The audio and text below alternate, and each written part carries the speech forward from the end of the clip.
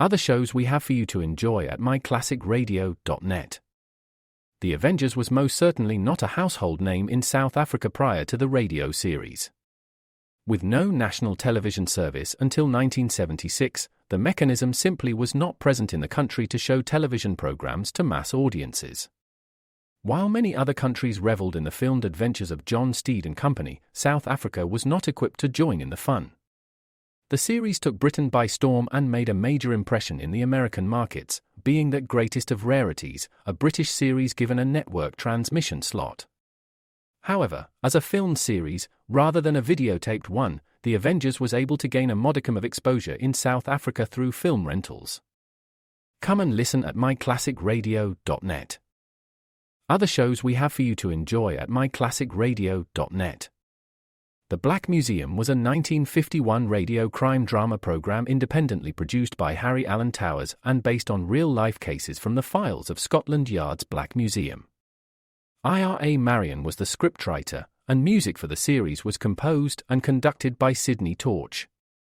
Although often mistakenly cited as being produced for the BBC, the series was produced and syndicated commercially by Towers throughout the English-speaking world. Come and listen at myclassicradio.net.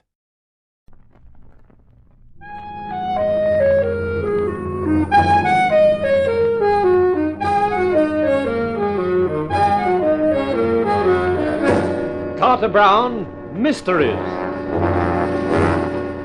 Adventures in excitement and suspense, based on the best-selling novels by the slick storytelling sensation, Carter Brown.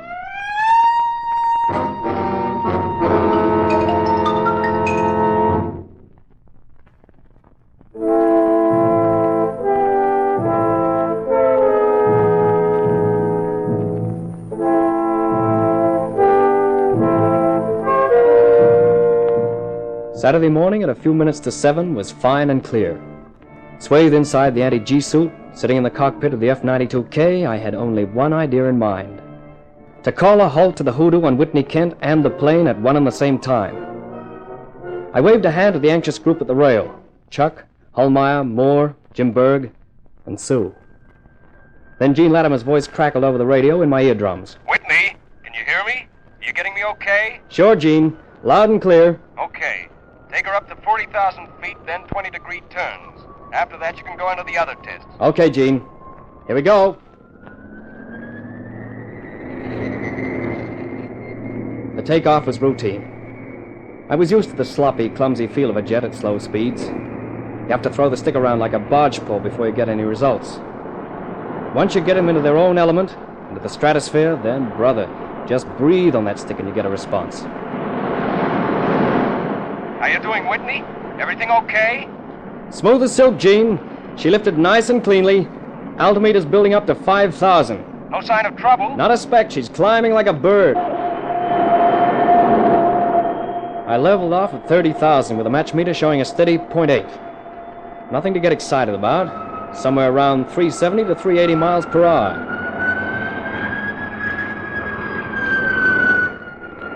I did the glides.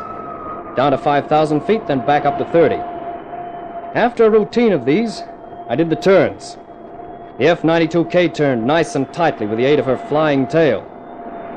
Power controls have kept the jet flyer's hair from turning pure white.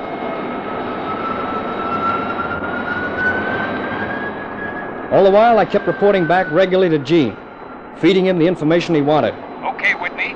I think you can take her back up to 40,000 and give her the gun. We had permission to break the sound barrier at 40,000. Then the radio cut out. I wasn't worrying. Radios had cut out before. Everything else was still okay. The match meter registered 1. The speed of sound.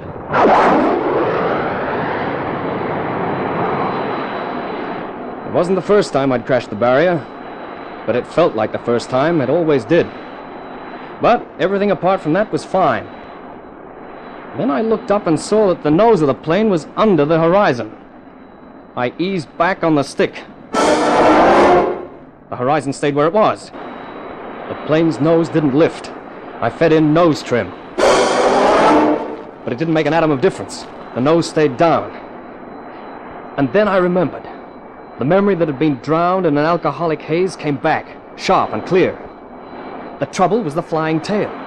A jam-up locking the mechanism in the full nose-down position. But this time I was sober and I knew the answer. There's a manual control so you can cut the hydraulic pressure on the stabilizer in an emergency. I flicked the switch which cut the hydraulic pressure, and then I grabbed for the manual control. And nothing happened. I tried it again, and again. And still nothing happened. It looked like I'd be going through that ejection routine again.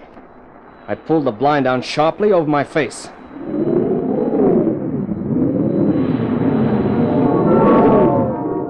There was the momentary blackout as the seat with me in it jerked free of the plane. Then I found myself in that exciting experience called free fall, because you can't get anybody to pay for it. Below me, I knew the F-92K would be spinning down, a silver streak to its doom. And in my heart was the grateful thought that this time I could be sure of my chute.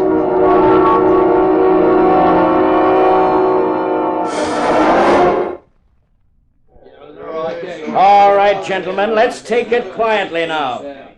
Whitney's back, all in one piece, for which we're all thankful. Now, maybe we can find out what the trouble was. Sure we can. Because I know exactly. You do? Well, what is it? The flying tail got jammed in the nose-down position. Reasonable, Gene? Sure. A slow leak in one of the valves would do it. But what about the manual control? What about the overriding switch to cut the hydraulics? Don't tell me you didn't think of those, Whitney. I thought of them okay, Gene. There was only one thing wrong with them. They didn't work. Didn't... But I tested them last night around 10. They worked okay then. They must have worked today. If you wanted to sabotage a plane, Gene, a leaking valve wouldn't be hard, would it? No, it'd be darn easy. How about the manual controls? Could you cut through something to make them ineffective? If you were going to sabotage it, Gene, do you think that would be a good system? A very good and very easy system. But what about the other pilots, Whitney? Why didn't they get out like you? Because they left it a fraction too late. I was the lucky guy. I quit early. Well, I guess that gives us the answer. And I'm sure the Air Force will accept it. There's nothing wrong with the F-92K except sabotage. And sabotage in this case includes murder. 5 Air Force pilots and Hank Jordan. That means the FBI and the police will have to be brought in on it. Well, I won't be sorry. They're the experts. We can leave it to them. But I wasn't satisfied to leave it to them. I had a couple of ideas of my own. The first meant getting hold of a gun. The other meant a trip to Los Angeles to the office of the Blue Circle Detective Agency. I borrowed the old man's Cadillac, and the afternoon was almost dead by the time I pulled up in L.A. outside the building. I was afraid in case I was too late, but I wasn't. The door of the outer office was open.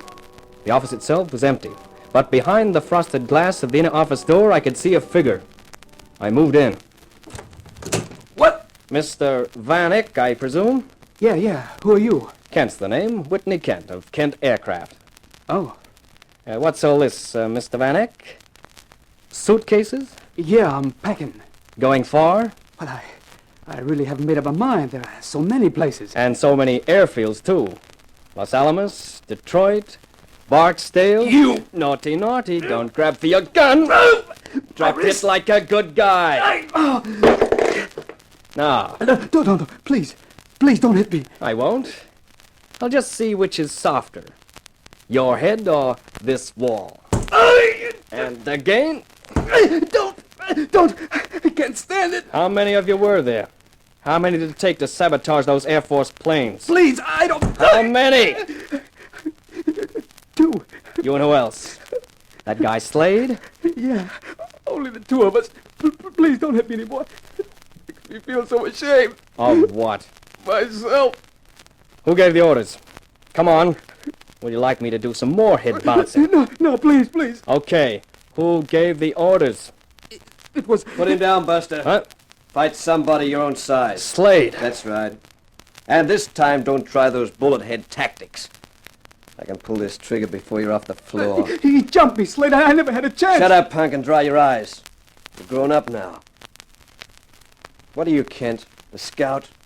waiting for the reserves to come up. What are you talking about? I told Stupid here we should have got going yesterday, but he figures there's plenty of time. He don't believe what he reads about the cops and the FBI sometimes being smart. So where are they? There's no one around but me and your pal, Van Eyck. Have him! My turn, Slade.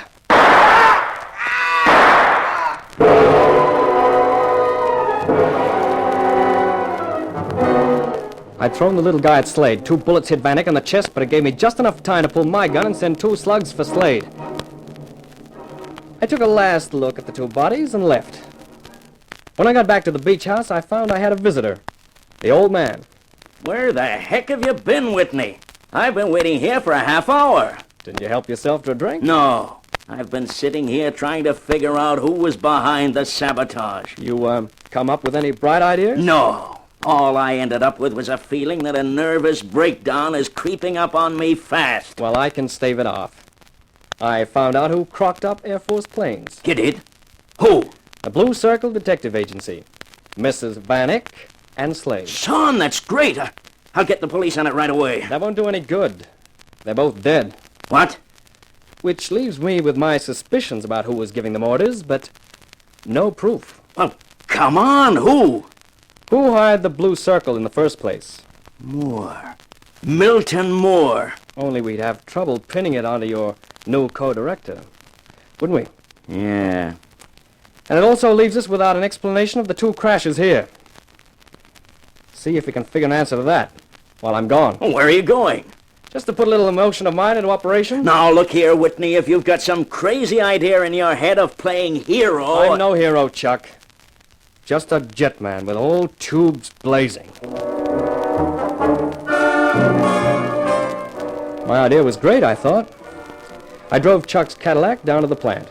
The guard on the gate recognized the car and waved me in.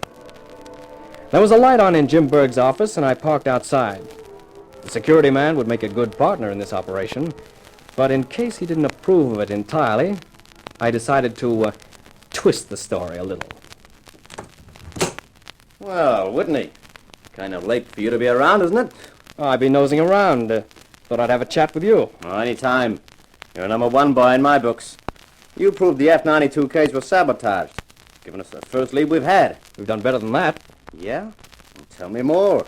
Our security chief's the last guy to hear anything that goes on. I spent some time in L.A. The police were with me. They were playing along with an idea of mine. Oh, what was that? That Van Eyck and Slade of the Blue Circle Agency were behind the sabotaging of the 5 Air Force planes. What? Well, what happened? Everything we wanted. The cops have got both of them in custody right now. Van Eyck cracked wide open, spilled the whole story, how they did it, who was paying them, everything. Well, how do you like that? Hey, Whit, have you got a gun? Yeah. So have I. This one. And that's my boy, Jim. Let's go get the top guy. I've got a better idea. What? That you sit down in that chair and put both hands flat on the table. Otherwise, Whitney, I'll blow you to kingdom come.